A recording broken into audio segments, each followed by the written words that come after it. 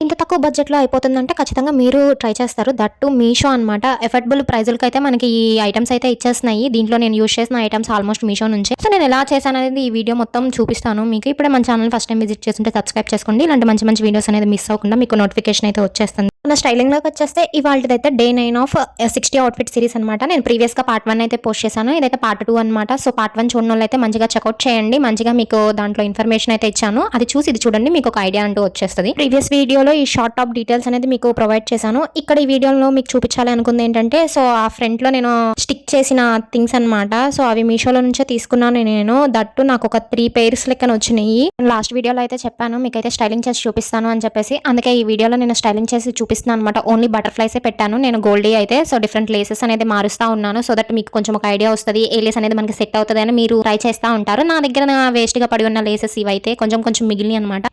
వేరే వాటి మీదకైతే యూజ్ చేయలేను. నా వేస్ట్‌కి అయితే ఇది కరెక్ట్‌గా వేస్ట్ బెల్ట్‌లా అయితే సెట్ అయిపోయినాయి. నాకైతే ఈ ఐడియా చాలా నచ్చింది. విత్ ఎఫర్డబుల్ రేంజెస్‌లో మనకి ఇంత మంచి ఐడియాస్, ఇంత మంచి డ్రెస్సులు అయితే అయిపోతా ఉంటాయి. సో దట్ మీరు ఒక్కొక్కసారి ఒక్కొక్క రకంగా మీరైతే వేర్ చేసుకోవచ్చు. అన్ని సార్లు మనం అయితే ఖర్చు చేయలేం కదా. తెలుసు మన అమ్మాయిల కష్టాలు ఎన్ని డ్రెస్సులున్నా చాలవు. దట్టు కొత్త మోడల్స్‌లో కావాలి అనుకుంటాం. అందుకే ఇలా అయితే ట్రై చేయండి. మీకు మంచిగా నచ్చుతాయి. ఇలాంటి ఐడియాస్ కోసం కొంచెం సపోర్ట్ చేయండి. మంచిగా చేద్దాం.